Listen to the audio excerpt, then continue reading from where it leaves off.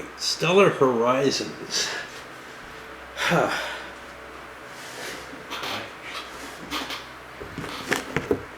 It's a big box. There's a lot of game in it.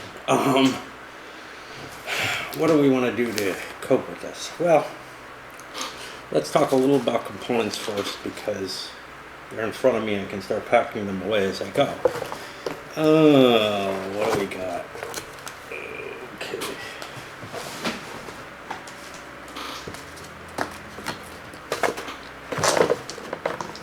I'm actually packing my dice in this game because I don't have a lot of dice that are real percentile dice, you know, the ones with the number, with the tens digit written as a special tens digit. I'll end up losing the pairing if I separate them, so I'm putting them in there.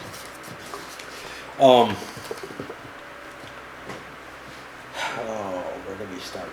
So each player has their own player aid, which, like many things in this game, end up a little crowded.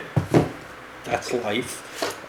There's a lot of game here. It takes up a lot of table. It pushed my table space that I had set up for it to the limits. I could certainly have added more table, but this is a tough game, you know, to fit on your normal in your normal life. Luckily, I don't have a normal life, so I'm set up to cope with it. I had to make some little player aid cards to keep track of special information. Now, other people have done other solutions to that, which I took a look at and decided against for various reasons.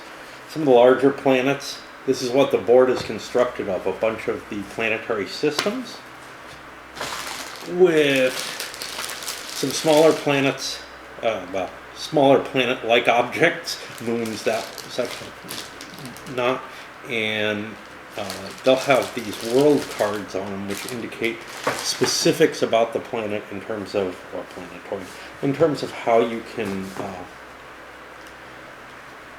interact with it. It gives you the production, and it gives you the research that you can do and how easy it is to explore. This is really just the turn track, but it's got a couple other pieces of information in it, which is order of play, which changes throughout the game, and then some places where you can keep track of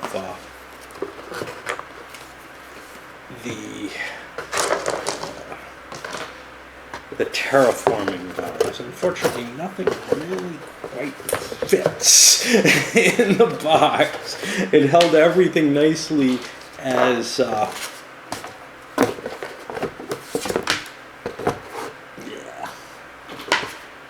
you know, as counter sheets, but once you start tearing things out, well, they're positioned a little differently.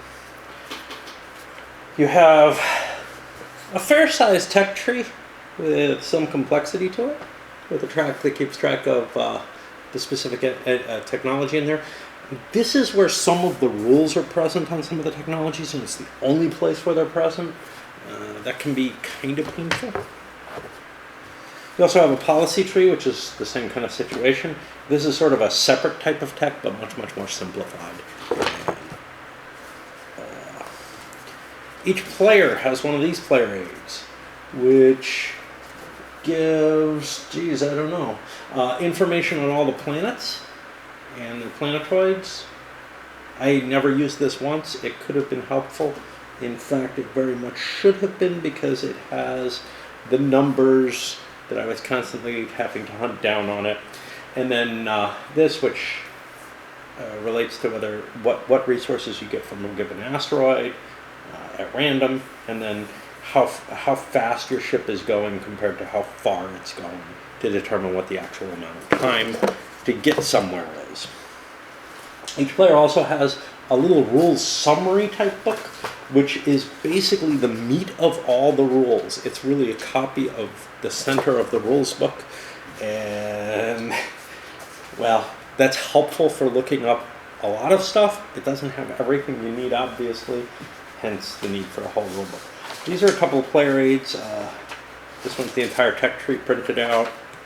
And then this one's meant to keep track of the information I was keeping track of on a card. I didn't see having a whole big sheet for everyone.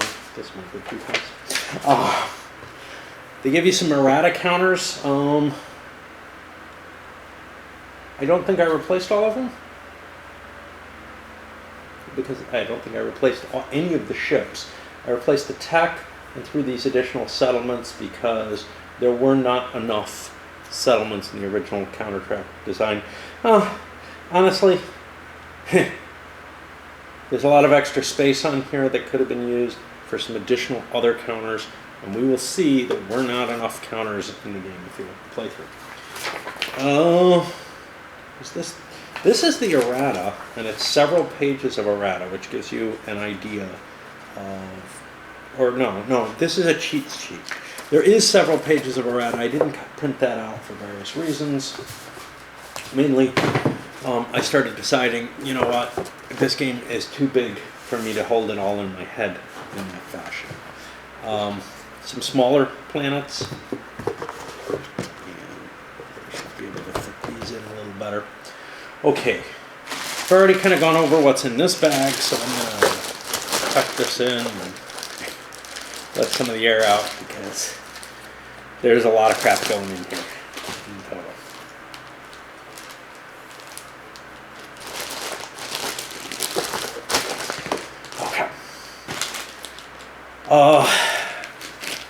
Basically resource counters, including money, which are nicely differentiated in size, so it's easier to determine what you have.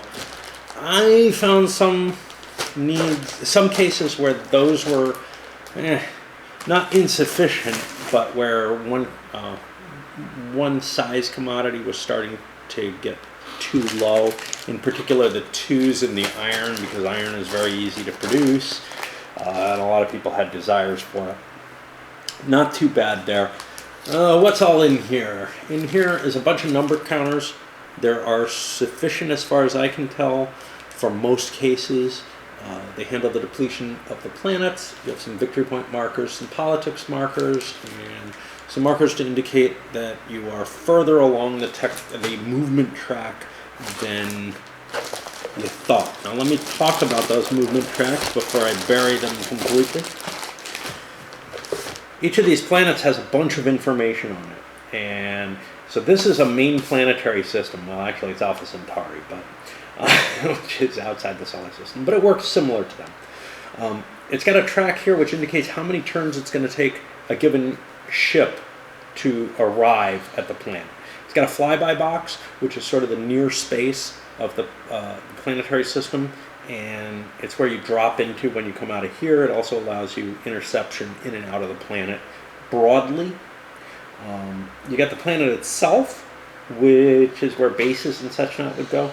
You have some key information on the planet, which has to do with what kind of world card can be there, and any other special cases about that system. Almost every planet has something like this. The world card goes on here. One of the problems with this, first of all, the smaller planetoids, rather than the planetary systems, especially, can get very crowded. Some of them are more attractive than others, and that's where everybody's stuff ends up going. And while there's, value to going to different systems throughout the game, usually everybody wants to be in a given system at a given planetoid or whatever at a given time, because it's the most attractive for the stuff that you can do. You have some other markers here: politics markers, damage markers. I didn't feel any constraint from those. Whew. Okay. Here I've got this is stuff that goes into cups. Now, I needed about 5 cups to do this correctly. I only used 4, I think. No, I used 5. So maybe I needed 6. But basically, there's a number of different things that you have to draw from. Some of them not very often. But there's 3 big ones that you have to draw from, which are the technologies. Yeah, I think there were only 5. And I had 4. That's right. The 3 technologies are the thing you have to draw from the most. buy and sell shits later in the game, those get all dealt out every economic phase. But early on, you might need to keep them in a cup. You could, since it only happens once every 10 years, you can move it there. And likewise, only once every 10 years do you ever have to shuffle up the mission counters, which also go in here, at most. What I found was, after the first couple turns of the game, all the mission counters were eaten up, and any new ones were either failed to be played or ended up there being only one and only one person who could grab it at any given time. I mean, it is ordered how you grab them, so there was no real need to shake them up. Okay. Each race, each nation in the game has its own limited counter mix of ships. Now, the fact that it's limited is very important, and they have different types of ships, which impacts what you can do to some extent. You can follow the same strategy, whatever nation you take, but some are better at certain strategies and some have slight modifications than others. In particular, where they get especially differentiated is with the crewed vehicles, C-R-E-W-E-D. They're not just like nasty. But also the countermix amounts of various robotic explorers is different for different nations, and the values on them is different. The crewed vehicles are especially important because some players have freighters while others don't. Some players have better military ships. Some players have better explorers or heavier capability to build bases. All of this can impact things, and it's just baked into a sort of generic, not generic, but an asymmetry that's just built into each of the national capabilities. They also have other asymmetries, which if I had the nation charts I could show you, but every nation starts out with a special ability, which is fixed for that nation, and can be significantly impactful early on. They start out with certain starting tech, with North America having tons and tons of tech. Their special ability is really to buy the leading edge tech, which should keep them in that position, but it doesn't necessarily. As we saw in my game, they almost never got to use that because it's disadvantageous to buy a new tech when you might buy a tech that someone else has, unless you really, really need that new tech. Each nation also has a little marker for each of the tech tracks, which if I had the thing, I could show you that, but that is not really that big. Okay, what else do we have? Bases, infrastructure pieces. So there's three types of infrastructure. Well, there's several different types of infrastructure pieces. You have supply stations and spaceports, which help keep your ships able to explore out, your crewed vehicles able to explore out. It keeps their supply lines open and whatever. And you have factory and refineries, which produce raw materials on your planets, which will help you expand further. You have research stations, which help you obtain tech, and this is all based, the research stations and the factories are based on what materials are available or what special values are available on that planet in the world card. You have defense networks, which are, as they sound, basically military installations that help you, to a great extent, defend your bases. They're very painful to assault in the, when you're at war, and obviously you can't assault them when you're not. So what they do is they provide your ports with some safety to protect their resources without having to commit a ship. A ship is an expensive resource in the game. And they can also protect your ships. So ships that you have nowhere to hide because someone else can hunt them down, you can put them under the ports guns, and that can be very powerful. Basically, the heaviest ports are the equivalent to a heavy ship, a very heavy ship, and you can build them without any technology, so they're very, very powerful in that sense. And the fact that you're not knocking out somebody else's offensive strike power means that actually trying to challenge those guns is a dangerous thing. Now, the light ones aren't that big. They're kind of like a smaller ship, a fairly small ship. But the heavy ones are nasty, and you really don't want to face them.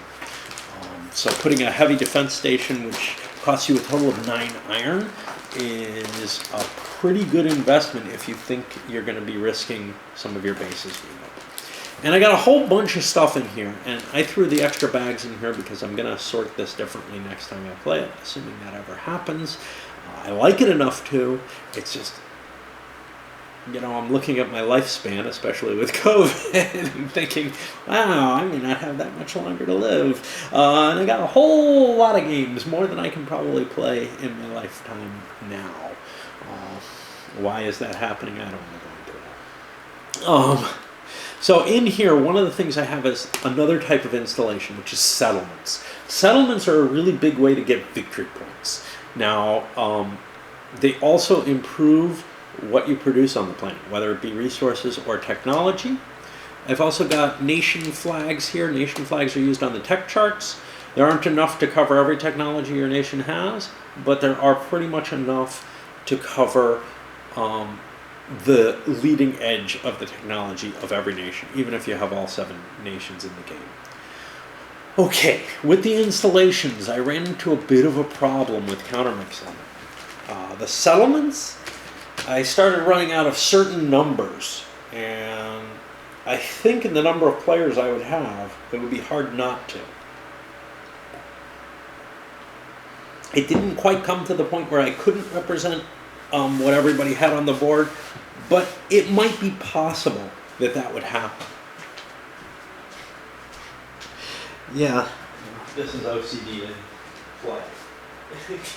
Found a pile of tobacco leavings that had fallen out of my pipe. Why don't I have my pipe in my mouth? I don't know. Yeah, so the settlements were running close to the countermix limit.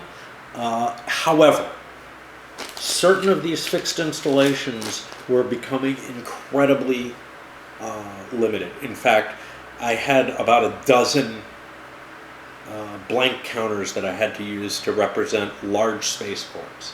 The reason for that is because they put an equal number of large and of supply stations and spaceports in the game. Now, supply stations turn into spaceports.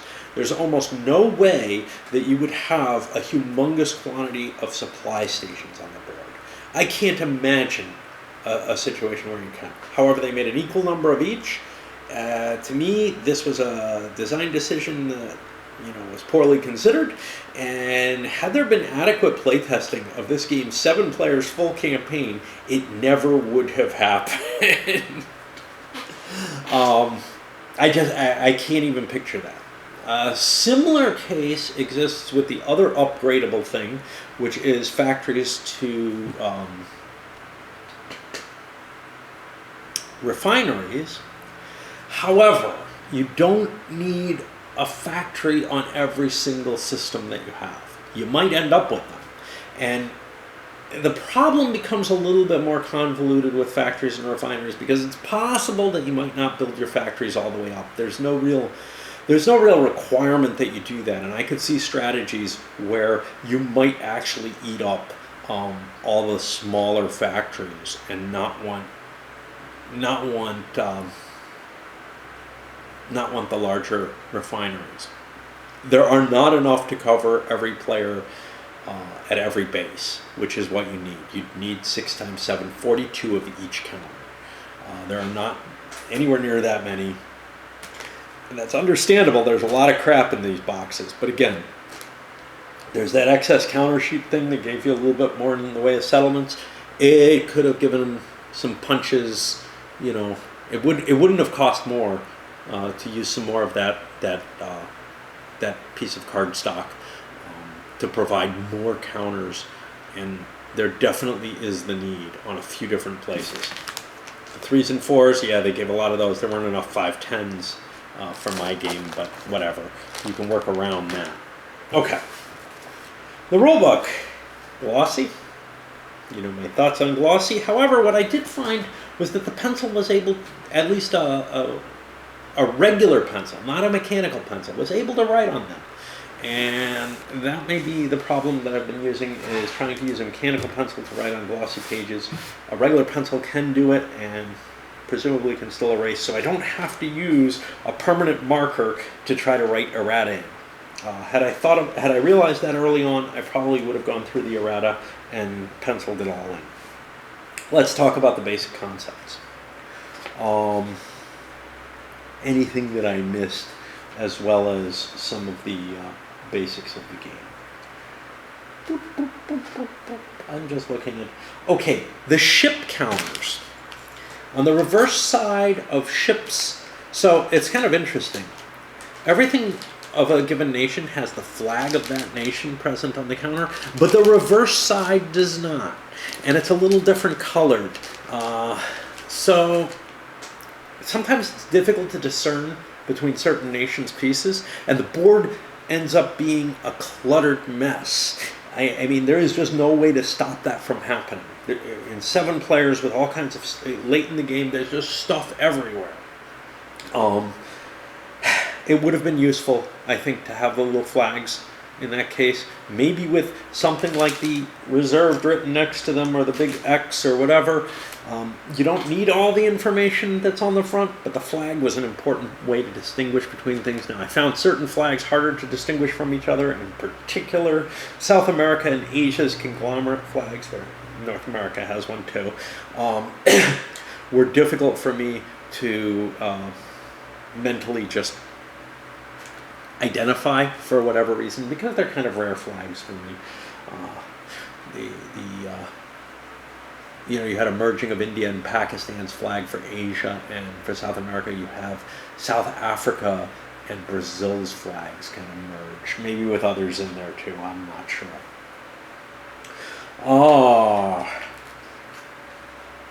We're going to skip some of the details of the game. Okay. Let me go through the sequence of play, but let me talk a little bit about the rulebook. There were a lot of pages of errata in it, and it was written in a way that I found not a whole lot of cross-referencing. There was certainly some attempt to make some in there, but sometimes it was hard to remember where something was, and I would look something up and get the wrong answer because of that. Something was maybe a little, something was left out of certain sections so that you don't duplicate, but there also wasn't a reference that said, but see this. There were some, but it wasn't across the board, perfect. And, yeah, it's a first edition, but...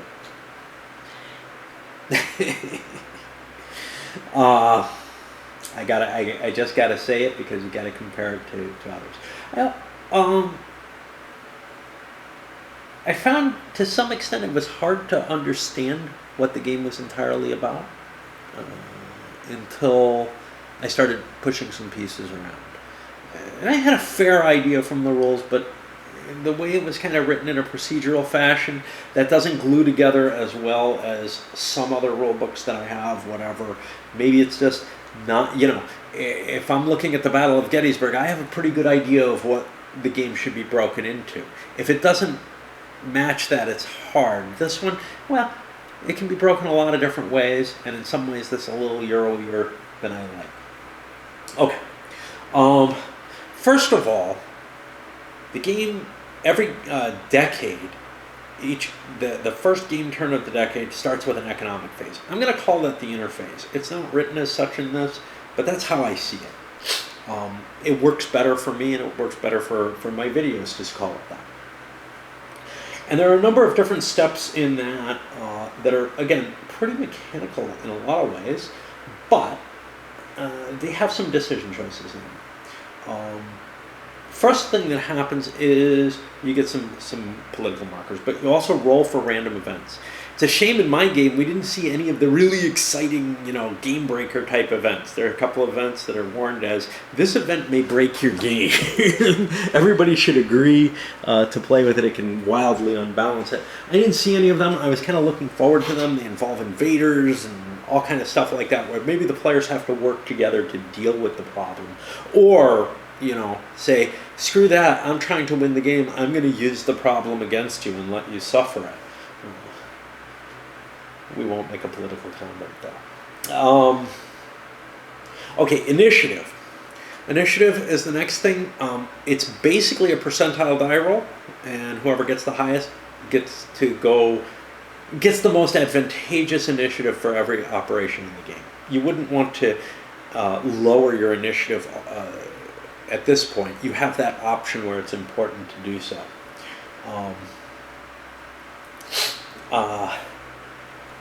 Now, you're allowed to spend your politics markers, which are sort of these multifaceted things. They can get you money, they can get you technology, they can get you diplomacy.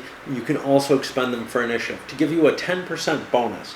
What a 10% bonus is one of the things where I felt the rules were not clear. My impression was 10% meant 10% of the die roll.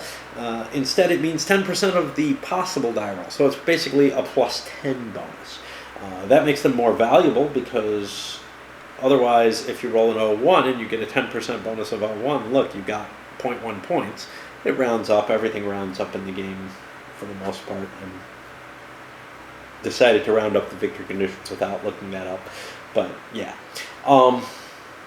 You also get bonuses from certain of your say paths, that's not the right word, policies that you take, which can go up to plus 50 on the die roll. Okay, then nothing too exciting about this, except here's the thing that I kind of don't like. Initiative is fixed for the decade. So you spend for the decade and you get an initiative level for the whole decade, and that is going to guarantee your bonus throughout that decade, both for certain elements of the technology and the diplomacy, but also for during the turns itself. It gives you a bonus towards discoveries, exploration. It also gives you a bonus in combat. And it's the one in combat that bothers me the most. I feel like that sucker should be more variable.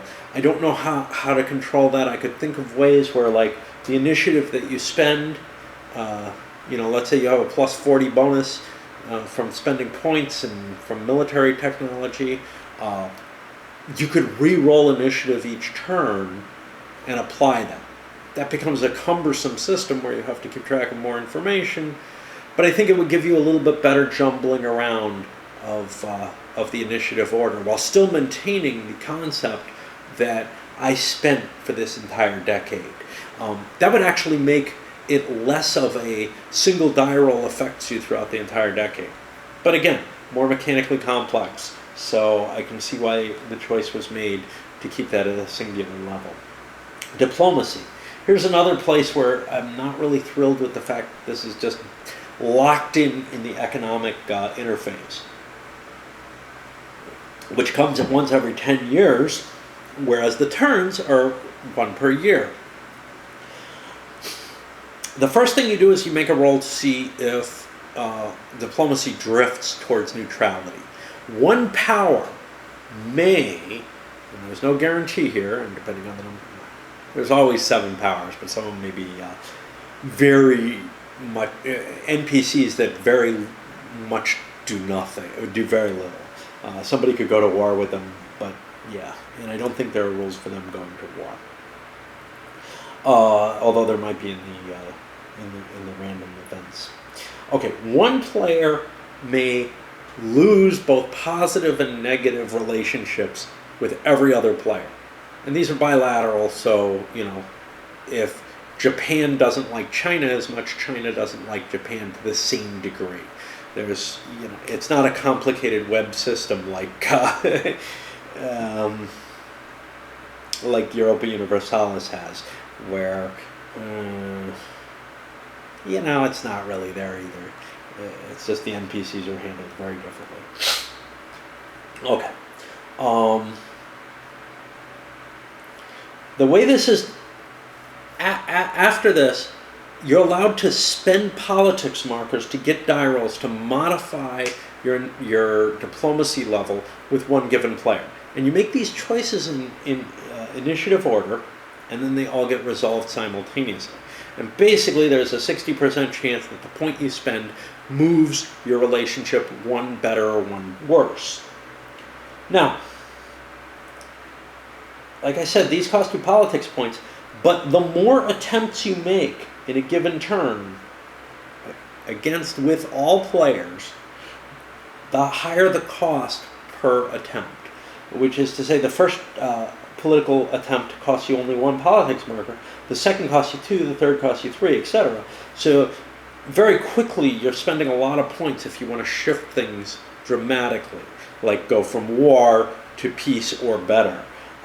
It's gonna cost you a bunch of chits. Also, if you want to go to war and have an alliance, that's going to cost you a lot of chits. So in my game, we saw no alliances.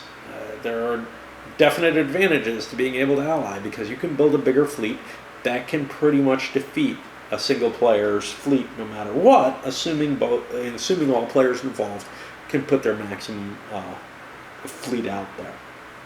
Because the countermix limit per player is fairly limited. There are only so many warships, and on top of that, you're only allowed a certain amount of CVs, which are your warships, per player, which is perhaps less than the total amount that you could actually build. No matter what, I think you're not allowed more than 11 of them now. That's going to give you a whole lot, but some countries will not be allowed more than 9 ships total on the board of the type that could be warships, and that will cut into your capability to put, ships that aren't pure warships on the board. You probably have enough ship capacity to have all your warships on the board if you really must. There are different diplomatic steps. The ones that I found interesting are the more aggressive ones. Embargo and war. I did not find the economic benefit ones particularly advantageous. They allow you to trade more. They allow you to get a little bit of extra cash. But the cost in getting them seemed too high for something that may just degrade. They can come about through trying to avoid war with someone, though. So the funny thing is, if somebody tries to go to war with you, you might be like, well, I want to make sure to cancel that out and put, more defensive chits in against them just to prevent them from being able to go to war. And you might end up in a more positive relationship than you would have if they'd done nothing, or if you weren't afraid of them doing something. There is obviously some randomness in terms of where the diplomacy goes, but nothing will nothing will move towards the extremes of diplomacy without a player trying to bring it about. And because neither war nor economics are particularly attractive for most of the game, I think. I may be wrong about the war, but my impression is it's better not to be at war than to be at war. And that was my gut feeling to begin with, so there was a bias there to begin with.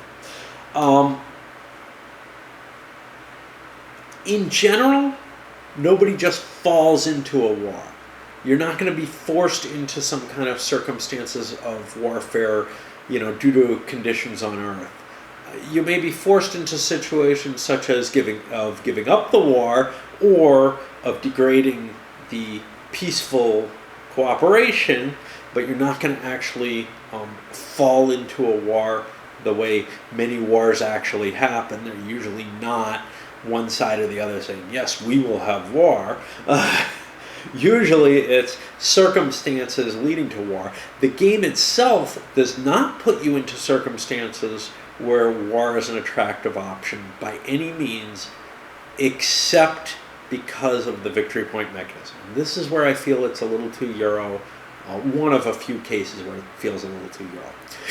The driving factor towards having a war is I can gain more victory points off someone by going to war with them, or they're going to win if no one hits them because they will produce more victory points. Now that latter one, you'll see that in some games like Soldier King and stuff like that, I think, where the desire to go to war is to prevent a victory. A victory which is sort of this nebulous meaning of point salad in the game. Okay. This is contrary to something like Europa Universalis, which says, go to war with France or you will lose 20 victory points. And then if you choose to go to war, you will be rewarded and penalized by how well that war works. Both sides will be. So there's kind of these events that drive the wars and make sure you actually prosecute them. There's nothing like that here. And I would prefer a richer diplomatic system, or at least one that allowed you to slip into war, because honestly, if you slip into war and you kind of agree, yeah, I'm not going to attack you if you don't attack me, well, you're open to being attacked under those circumstances. So, I would feel like, well, the way around that is people can be dishonest in those agreements, and there's no way of enforcing them. Worse, there's nothing diplomatic in the game that allows you to cut any kind of deals. Now, those can be very dangerous to a game. We can take the example of, there are games, I'm trying to think of one right offhand, but there are games that allow you to trade away things in order to avoid war. Empires in Arms comes to mind, where you can do all kind of mechanical games to sort of subvert what the game's intent was behind certain rules, and you have to do a lot of hand waving to explain those kind of rules, and I don't really like that much, but there you have that. So there's a danger to going down that route, and then there's games where everything's kind of free and open. I'm thinking things like Warlords here, where you're free to make deals and you're free to exchange resources, and you can say, you know what, you don't go to war with me, I'll give you $20. There's nothing like that in this game. You can't just give people stuff. The fact that you can't impacts the trade system, which is also not rich enough to really drive itself. It's okay that these things aren't rich enough.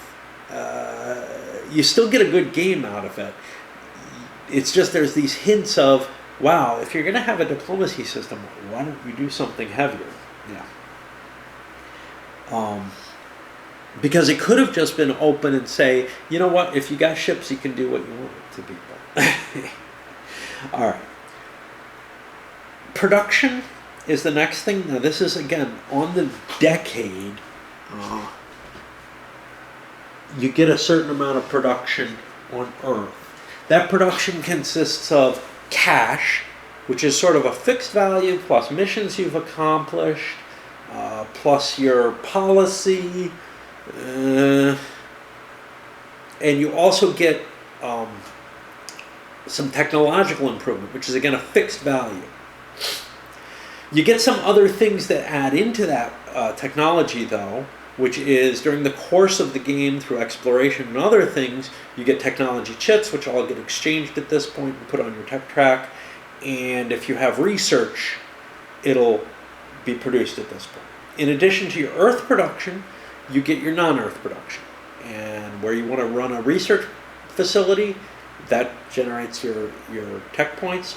If you want to run a factory or a refinery, that will generate the ability to produce one raw material on that planet. Yeah, I fucked up in my playthrough.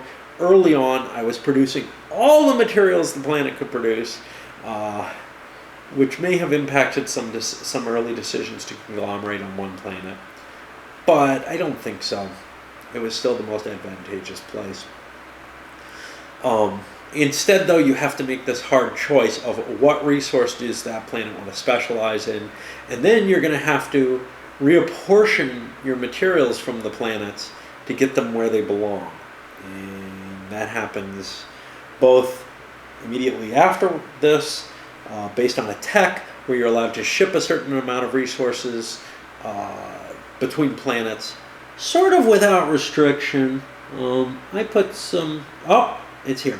You cannot transfer resources to or from a blockaded world or worlds where there's a pirate, which is basically how I played it. You could transfer through what I call a light blockade, which is enemy ships sitting in the flyby box. They can basically intercept anything coming in or out of that planet in the same way the pirates can. So the way the rules are written is probably a little less strict than what I wanted to do. But then again, I made some errors and probably transferred stuff without realizing what was going on. Okay. If there are any non-player, any countries that aren't played by a player, they might get bases added randomly, and I know nothing about that system. I played with the full component, so I didn't worry about that roll. But also, starting in 2050, you'll roll some dice to produce random asteroids and random pirates. And they will only go out as far as the players are kind of expected to be able to deal. The asteroids are opportunities, and you can mine them. You get victory points for it, as well as resources. And you have to have a ship that's capable of doing mining, and it has to have enough capacity to carry the resources that it produces. I mean, others are just spaced. Pirates show up in the flyby boxes. They will intercept crap that's going by them and are kind of a pain in the butt. On the other hand, if you kill them, they're worth a victory point, they're worth a politics marker, and they're worth half the money that the pirates have accumulated. Every pirate that's placed out produces some money. You also throw trade markers down next to every settlement, every base that has settlements on it. And if there are too many bases with settlements, you choose these in initiative order. All right. I think we're going to swap batteries because I'm sure this is breaking into pieces anyway. Okay, now I'm recording. I skipped for a little bit, pushed the recording, and got confused. I pushed the button so many times. So, development of technologies. You have this complicated big tech tree. Now, most games that I'm used to that have a tech tree, people kind of purchase all their tech at once, right? And they do it sort of separately. Even Euro games that do it, often it's done in a batch altogether. Maybe everybody's doing it simultaneously. Age of Renaissance, which I consider kind of pretty Euro-ish, honestly, does it that way, where Civilization does it that way, where you're buying a set of things at once. Now, in this game, there's a catch-up to tech, which means that if somebody has a technology, it's easier for you to get it. And the more people who have it, the easier it is for you to get it. If this was done in a batch job, that would allow people's technologies to diverge each turn. The truth is, though, that it's done in a pulsed order, which means that if China has to go first because they have a bad initiative before you, and you guys have the same technologies to begin with, and they buy something, now you have a bonus going after them to buy that same something. And what this tended to do was clump together the technologies. You didn't have too many people branching out on their own. If somebody broke the barrier on a technology and reduced its price, it became a more promising purchase for almost everyone. there were a few cases where I saw and said, you know what, I don't want the thing that's cheap, I want this. Now I've made that a little cheaper, and other people can get that. If this weren't pulsed, I think you'd see a lot more divergence in the tech tree. But the fact of the matter is, it is pulsed, and because of that, when one player buys something, if they can't buy something their next time around, or on a given time around, they have to pass. So there's a real advantage to not opening up new technologies to people. Force them to pass. Like let's say somebody has 25 points towards a 30-point technology. Well, if nobody buys any of that 30-point technology, they can't make it. And now you've cut them out of technology for the rest of the decade. If you can force them into a pass. And that can be a huge bonus. Worse, early in the game, if they're forced to pass, all their technology points are halved at the end of the technology segment. Which means if they have 25 points in a technology type and can't buy it because you cut them off from that 30-point thing, they lose 12 of those 25 points. That's really a nasty thing to have happen to you. So it becomes really imperative to make your interesting purchases after everybody's gone and after you kind of wear them out, so everybody's buying the same things and the same cheap things and trying to run them out. There might be other strategies, but I think this is pretty dominant in most cases. Let me think a little bit more. What else can you use for technology? Well, politics markers get you 2 technology points each, or if you have one of the really great policies, they give you 3 technology points each. And that can be a big boost in addition to kind of a fixed value that is your national amount plus the amount you got from exploration plus half the amount you had left over from last turn or whatever, or last decade. That can be a really key way to use these politics markers. And that was actually my preferred way to use politics markers, especially when I could get to the 3 times bonus. Another thing that gets interesting is eventually each of the technologies has a specific tech that allows you to invest money. You can buy tech points for $1 each, and you can sell tech points for a $0.50 each. So if 2 tech points gets you $1. That changes the nature of the tech race quite a bit and makes it so that you're no longer getting screwed if you can't use all your tech points. But I didn't like the fact that everybody's tech felt pretty much the same. There's also a lot of information on that tech chart, and it's very easy when you're playing to lose track of what technologies you have. Maybe less so if you're using that player aid and, each player's focused on their own stuff. They can largely remember what they have.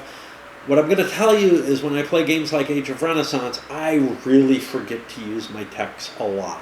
And yes, maybe other people will help remind me, but it doesn't make up for this poor brain not being able to process that stuff. And this is even previous to my fuzziness. Settlement growth, if you have settlements on the board, they basically automatically grow based on a die roll. Every 10 settlements automatically grows 1. However, if the planet is blockaded, if your base is blockaded, you get less. You lose the amount that you would normally grow. Then you're allowed to grow a policy. You're allowed 1 special level 3 policy. And otherwise, you're limited to a total of 10 policies, but you gain 1 each turn. Early in the game, you don't have 10. Eventually, you have to make hard choices and balance out. Some of the advantages for some of the powers are the policy they start the game with. These policies determine the number of ships that you can have and the number of ships that you can maintain. They also determine how well you'll do in war, how good your initiative is, how many politics markers you get, and whether you can turn them in for 3 each, all kinds of things. But again, they tend to level out. There are ones that are better in certain parts of times in the game than others.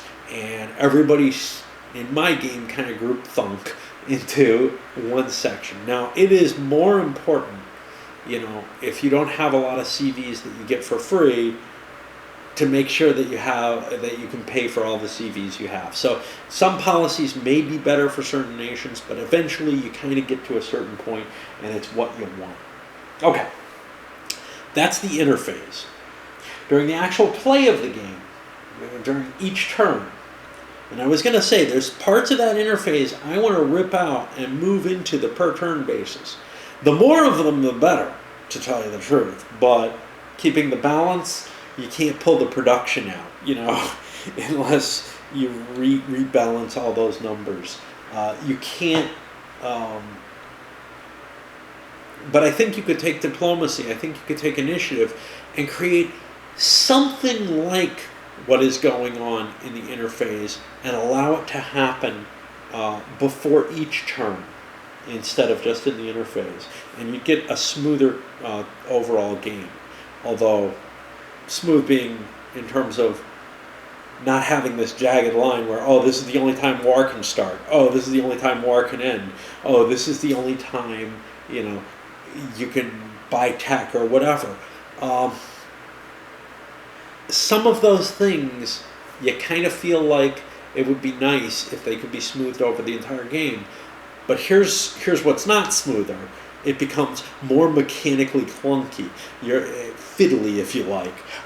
You have to be doing more. You have to do these steps more times, at least making the check to see if they apply. And the game has a lot of that fiddliness already. Okay. Build and serve, some of it because of the pulsing. Build and service ships is the first thing. You're allowed to, this I call the pre-planning for every turn.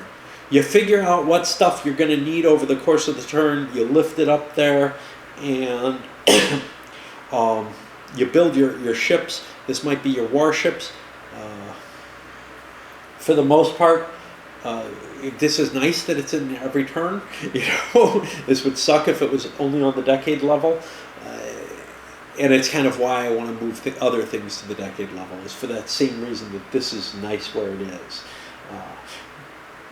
One problem with it is, I found that the monetary resources, at least, end up very quickly being expended. There are strong reasons why you boost a lot of stuff or you build ships early in the decade, and about halfway through the decade or turn 7 in the decade or whatever, wow, there's nothing left to do because everybody spent all their stuff. Later in the game, it became possible to juggle materials, to ship things, and imbalances allowed you to move materials around so you could still do some stuff. But for the most part, yeah, the last few turns of each decade ended up seeing what happened, and playing out explorations or mining or whatever that's going on because of how you set up your turn back at the beginning of the decade, and including the builds and services that happens every turn. Movement phase. Oh boy. Okay. Kind of explained some of this already, but basically, whenever you move something, you make a roll to see if it successfully fires its engines. CVs become immune to that eventually. Your engine failure rate goes down due to tech, and CVs subtract from your engine failure rate. It's a low number to begin with. So you very seldomly see this, but it can still happen with certain things like the launch vehicles. One of the key things is that little movement track that I showed you on the planets. I don't feel like dealing one out yet. Yeah, you do that calculation there, and you move from one planet to another. And as your tech goes up, you can make those jumps quicker and quicker. Interception. If a ship is leaving the same location, a world an orbit or a flyby box, it has the opportunity to intercept that ship, presuming that it has the right diplomatic level with them. In general, that means embargo or worse in order to try to shoot something down. And you make a search roll, which is just a competitive die roll, both players roll, and if either player ends up under, this is really lifted from With, World in Flames, if either player gets a successful search, then they can use the differential in the search to decide whether or not they want combat at all, or whether they want bonuses in the combat. It takes a 3-point bonus in differential to say, I don't want combat. So you could successfully find the enemy, have to fight them, but not have that 3-point advantage. So you're stuck in a battle that you didn't want. You don't have the capacity to make yourself harder to find easily in this, but you can make yourself easier to find by making a big stack of ships. The more ships you have, the easier both sides. The easier that you find the enemy, and the easier the enemy finds you. And that's essentially the same thing. The die roll has certain modifiers on it. Drones. I think that's about it. I feel like there's something I'm missing. Anyway, the die roll, like there should be a tech or something. I can't think of one. The die roll has certain modifiers on it, which allow you to reduce your die roll, which is important because whoever has the lower die roll gets the tactics benefit. There are also technologies that give you tactics points, so you can pretty much evade an enemy who has less tactics than you. Okay. All of movement and interceptions happen in reverse initiative order, except, okay, so the build and service ships happen in reverse initiative order. There's no reason you'd want to modify that. Movement goes in reverse initiative order, but you might want to modify that. The reason being in the right place so that you can intercept the enemy. If the enemy's in a location where you can get to before him, you can intercept it. Now, all ships that are on that movement track going towards the planet fall into the flyby box before movement is done. That's an involuntary move, which happens before you make your movement choices. But you might still lift a ship off a planet to get to the flyby box. I made the game a little more complicated, and I want to make it a lot more complicated with all my additions, right? Yeah. I made the game a little more complicated by always integrating combat into movement. And you could say, yeah, I made it more complicated, but it's actually easier for my brain to handle. And I don't believe it did anything terrible there, but that's not the way the game's supposed to normally work. But a lot of combat is integrated into movement, because if you intercept someone successfully, you conduct the combat immediately. The interception is a successful search, and you might stop them in their movement. The way the game is supposed to work is anything that wasn't intercepted can then be searched for in combat. I allowed the combat phase to be integrated into the movement phase, so the player who's moving would have the option to search for combat during their own movement. And it just made life a little easier, got rid of one of those many additional interactive phases in the game. If the actual combat works, like I said, you have some tactics points that allow you some bonuses.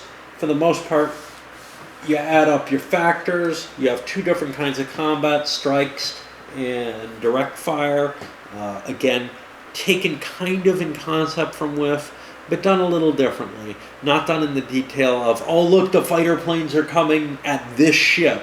Rather, the strike combat does less damage overall, but it gives you some opportunities. If you have drones associated with your ship and the correct technology, you're able to cause extra damage or reduce the damage that you do, in addition to some other facets that can be done with drones.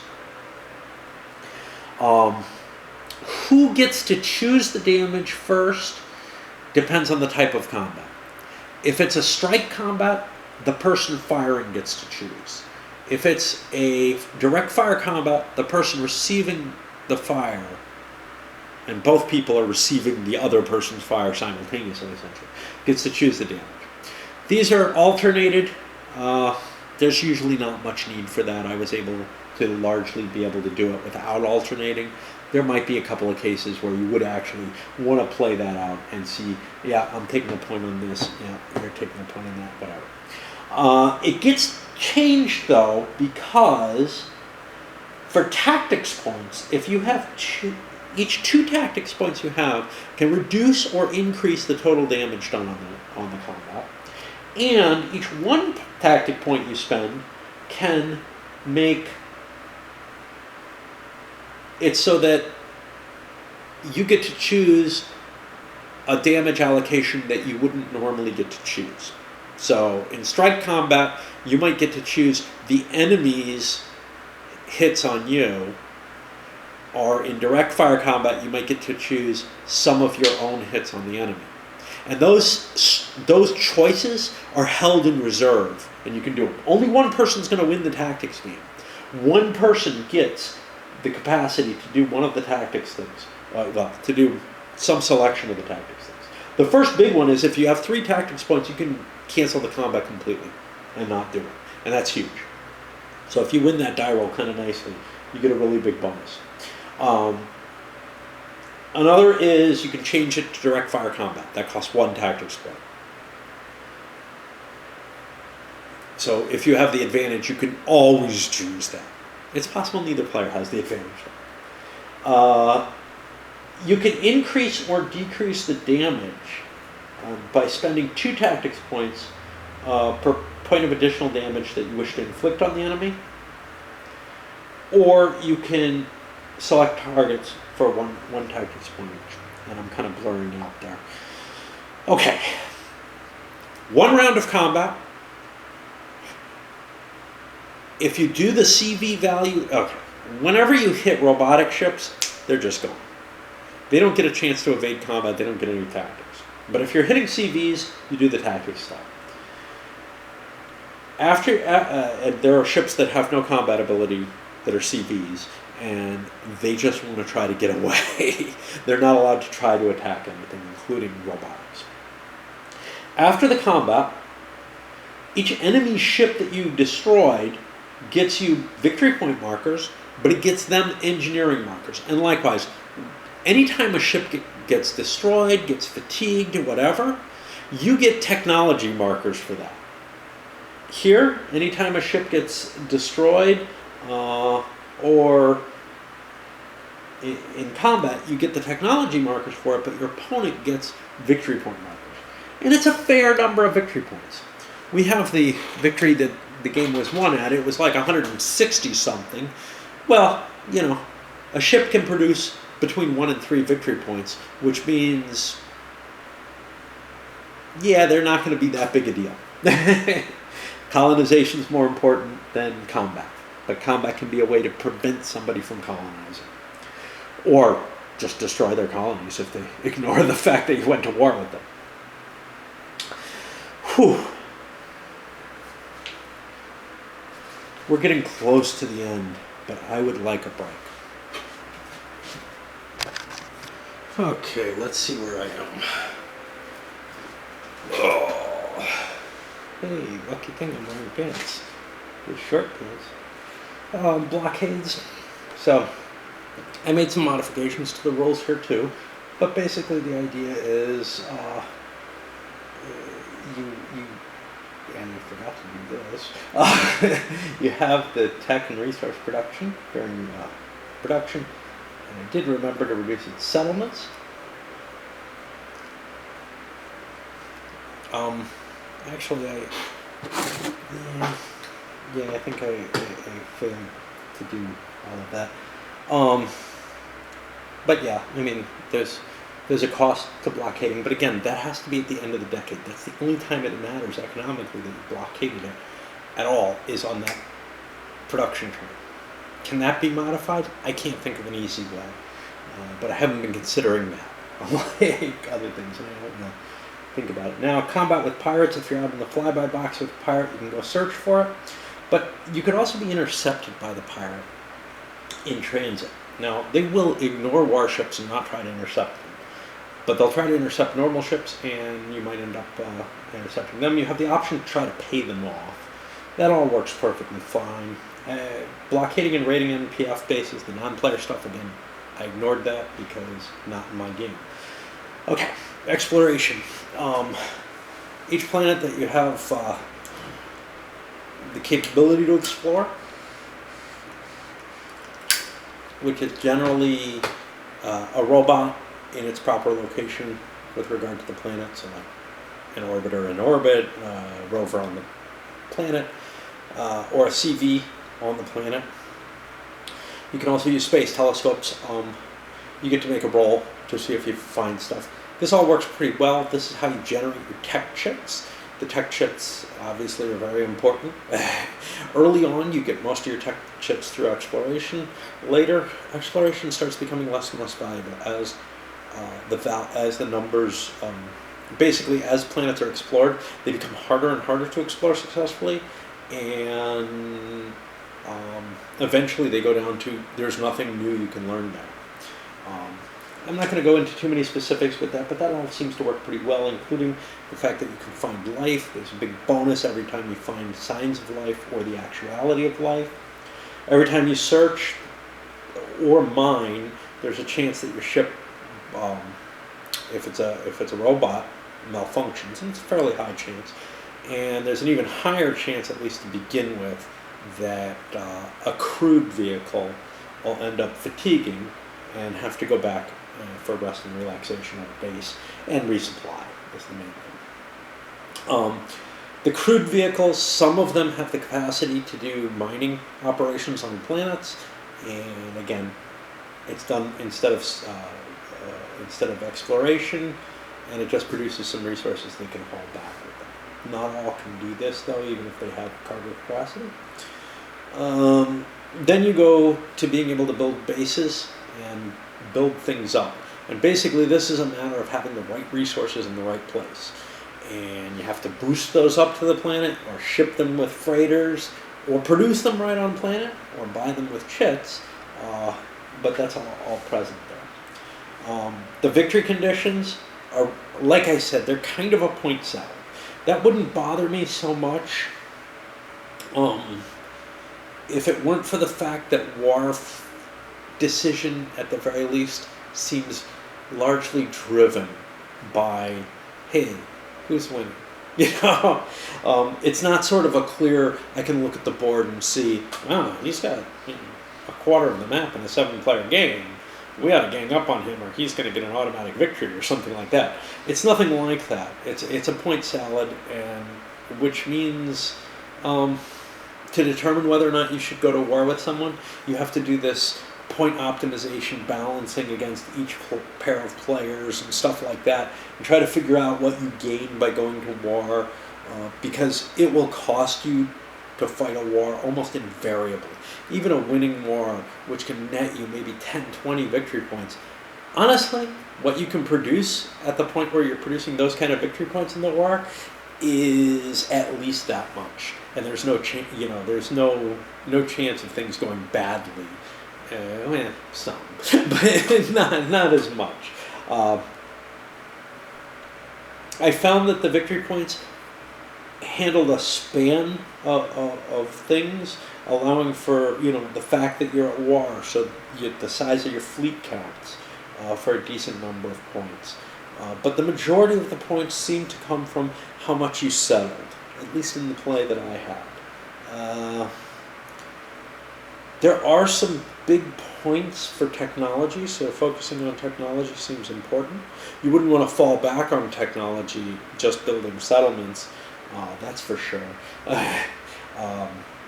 There's also the capability of getting a pile of points, and especially if you can get the interstellar colonizer techs, they're worth a lot of points. So 15 for just one, but 50 for all three. Of course, that also means you probably have very few techs that you missed.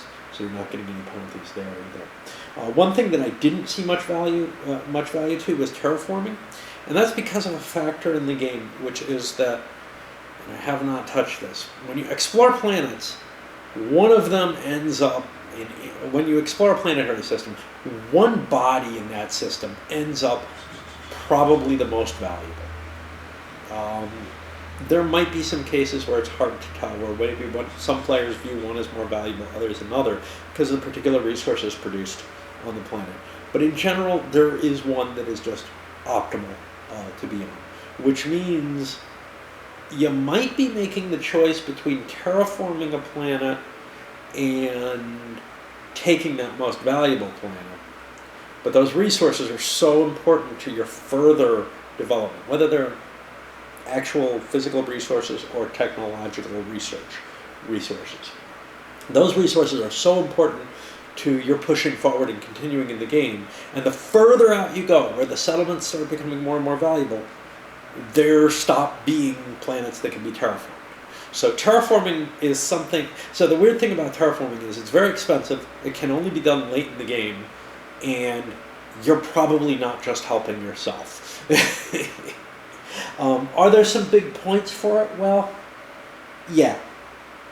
If you get a world to half or full terraform, and you have the most settlements on that planet, you get a fair amount of extra points. First of all, you get 0.25 or 0.5 extra for each settlement you have, which might push you out to those outer planets in terms of value. Secondly, you get 25 or 10 points for just being the biggest of the people on that planet. So I'm looking at it as probably one person would have to do the whole terraforming. The terraforming costs, you need like 16 to terraform one of the smallest planets, I think. And the base cost of that, you need 16 terraforming points, which is going to cost you about 4 resources each, at a technology that comes very late in the game. So you're looking at 50 or 60 resources to terraform a planet. That's a big expense. 50 or 60 resources would get you, maybe 10 settlements. That 10 settlements is worth 20 points. Your 50 or 60 resources is getting you more than that. It's getting you 25 points maybe. But it's a really heavy investment. And you have to be sure that you're going to have the most settlements there. So if you're spending all those resources on settlements, and oh look, you just terraformed it, maybe somebody else has excess resources to you and starts building up their settlement population there. So an interesting game could arise around that. I just didn't see the worth in taking the gamble that you would end up, after expending that much, getting the majority of the victory. It just wasn't worth pursuing at all, because those resources could be used elsewhere for things that are necessary for victory points or that help the game overall. All right, broader thoughts and considerations. Let's see. This is my type of game in a lot of ways. It hits my sweet spot in length, in that kind of 20 to 50 hour period. You start going too much above that, and even with this, I was starting to feel, because this is fairly long, this might go over the 50 hours for me solo. You start seeing a little bit of fatigue coming in, but if you don't get into that range, and the further into it you go, the more of this sort of, I don't know if it's a sense of accomplishment or whatever, but there's a certain pleasure to finishing really big games. The epic scope, etc. And the game even says an epic game on the box.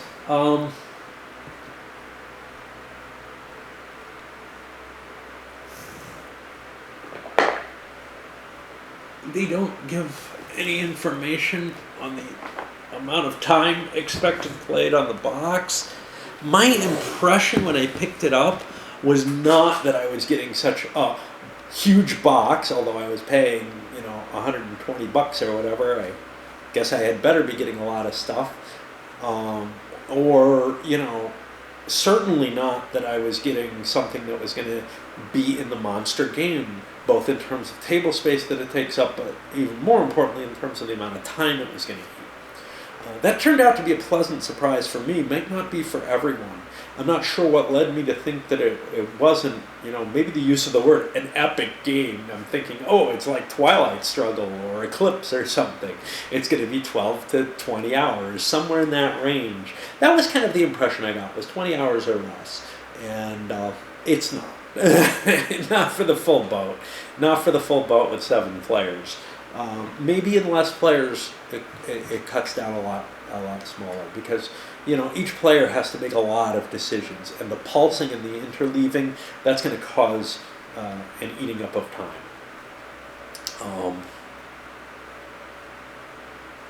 There's not a lot that you get to do on your own, but at least you'd be able to focus on what you're doing a little better and maybe not forget it as easily. Although I gotta say, I forget things very easily when I'm playing games opposed, so I wouldn't count on it being too big an advantage for me to play this opposed rather than solo. And it's pretty hard for me to find people willing to play a 50-hour game opposed. Find 7 people, yeah. And I'm not sure I'm all that into it anymore. When I first moved back to Eugene, I was kind of excited about the idea of trying to get something like that together. But, maybe I'm just too old.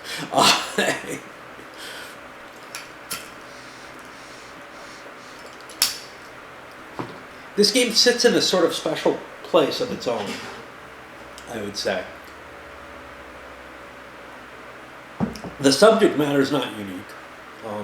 There have been a few games out recently, starting with High Frontier, really, but I know Leaving Earth, Space Core, that cover this kind of, let's, leave Earth and start exploring the planetary system and start colonizing to some extent, and maybe make it out to the stellar, to interstellar space, as opposed to the big, the 4X type games that are usually these massive space capable races in exploring the galaxy. This is not of that nature. Okay, that doesn't make it unique, but what does make it much different from any of those, and I kind of feel like each of the 3 that I've seen, I haven't seen Leaving Earth, is very different. So High Frontier was the first for me, and it is this detailed game about, building your rockets and manipulating them in ways to get them, to reach a certain location. And you're spending a lot of your mental effort and game mechanics, and there's a lot of fiddliness in those game mechanics, to trying to get somewhere with something. That's what the game's about, building your something and trying to get there with it. Space Core is just almost a pure Euro, and it's a fairly light one for the first couple of segments of the game, and then gets really into sort of the super heavy Euro realm once you get to the 3rd board of the game, and I don't like that part. I like the first 2 parts, but I would never play just the first 2 parts, even though I like them, and hate the last part. And I covered that fairly recently. This is less Euro than either of those. This feels like someone largely trying to model the realities and then abstracting certain things away. So some things that are abstracted away are the planets aren't moving around and your ships aren't in a specific location like they are in, say, Battlefleet Mars, where the planets and the ships are all tracked in specific positions. This is not a pure military game like Battlefleet Mars is. This is a game more about the colonization and the development of, and the exploration and the development than it really is about combat. In fact, when I haven't gone much into combat, one of the key factors about it that I didn't mention was you're never in total war in this game. The wars you have aren't even really colonial wars as pictured, from Earth's colonial past. you are not allowed to capture the other person's colonial locations, their bases. You can't drive them from your planet.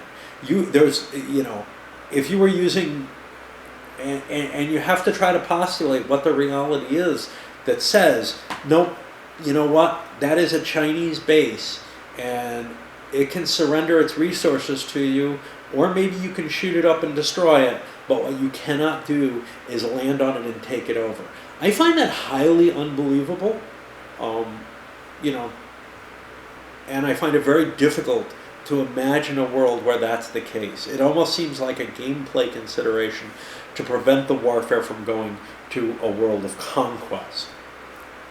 There would be other ways to prevent that, but that would require a richer, less abstracted system than we have. Those other ways would be extreme extreme victory point penalties for attacking the population or trying to conquer it or whatever.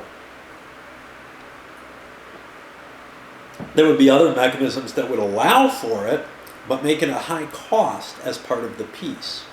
That would require the idea of negotiated pieces, a la Empires in Arms or Europa Universalis, something that this game doesn't head down at all. Clearly, just occupying a base and the peace that a peace that occurs through playing some politics chips doesn't seem sufficient. It seems like it would have to be a far, far richer political and diplomatic system to be able to handle conquest. So I can't say that I disagree with the choice, given other choices that were made. I just can say that, yeah, it's hard to imagine what this world is, and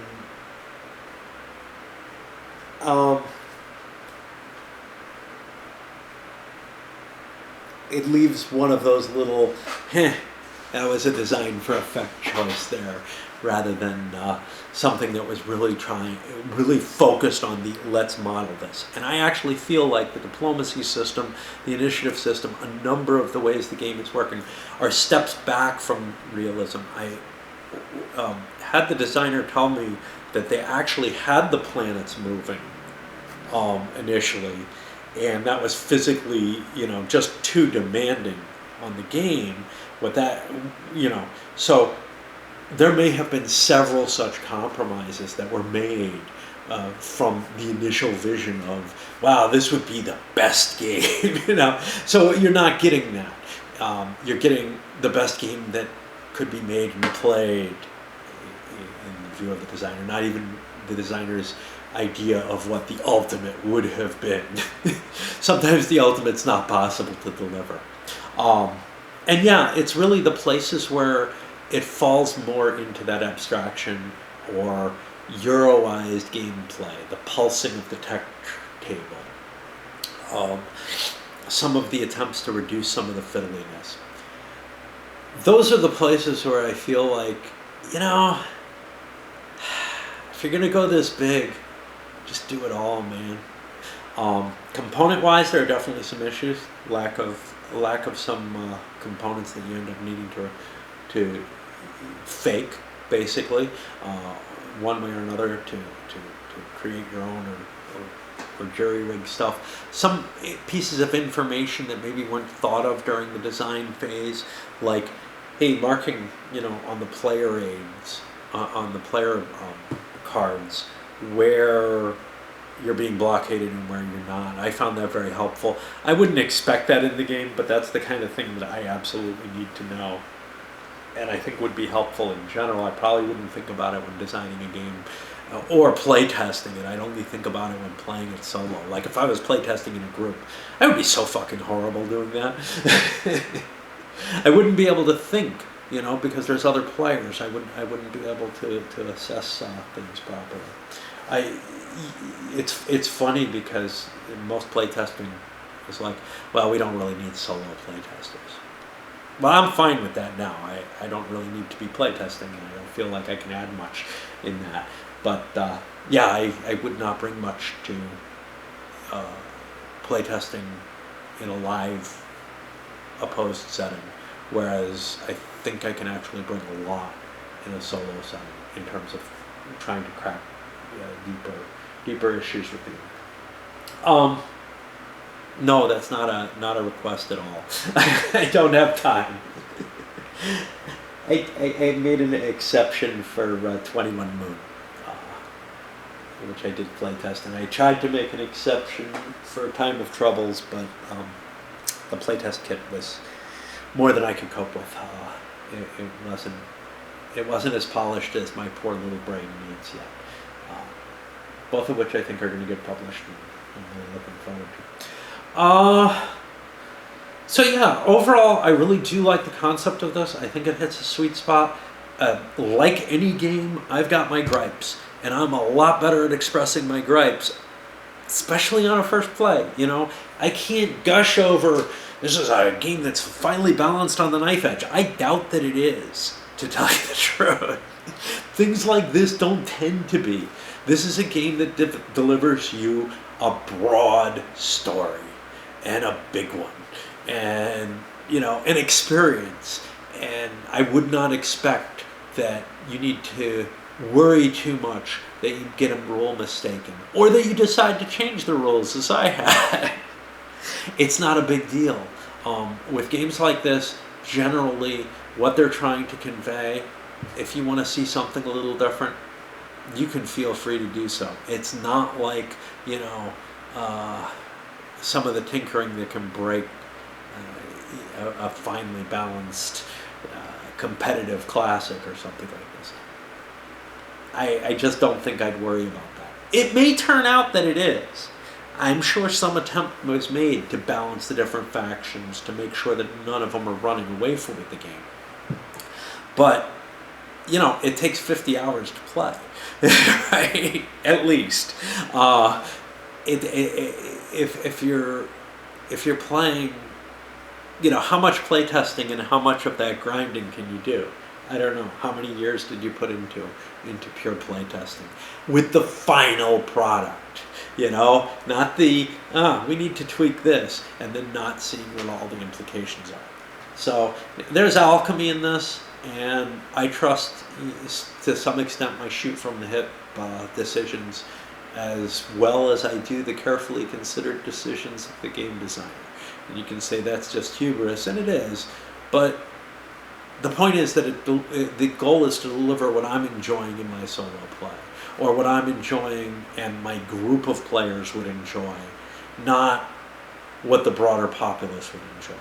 So, you know, I certainly know my own tastes better than any designer does, and I may know my group tastes better than the designer would.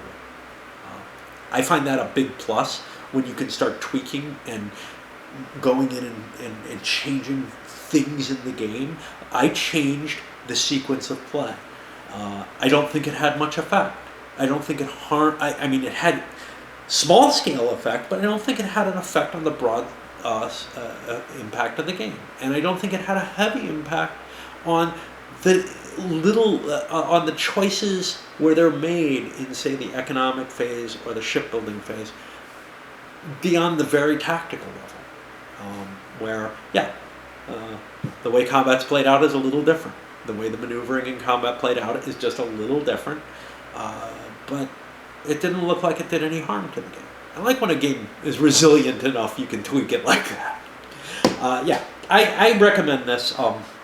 If you have any interest in the subject matter, it's not high frontier. You're not building spaceships. It's closer in spirit to Space Corps because you're building that economic system, and I think there's some military in Space Corps, but this is at a level of detail that just, you know, surpasses that by so much. In some ways, it surpasses High Frontier. In others, it draws back. Like High Frontier goes into very, very detailed look at that. You know, how is this spaceship moving, and how is it going to get where it needs to go with the fuel that it needs, and how did you build this spaceship? That's what that game is all about. This is about that broader picture that High Frontier tries to capture with its politics, little markers and everything. And I feel like that stuff just does not work in a game of that scope. It does in this scope. It definitely does. All right, that's it. But yeah, definitely thumbs up on this one. And I don't know where I'm going after this. I might be going back to the campaigns of the Civil War. If not, there's a good chance it's going to be a little while before you see anything, because I don't have anything lined up that I know the rules to, except maybe an old SPI game.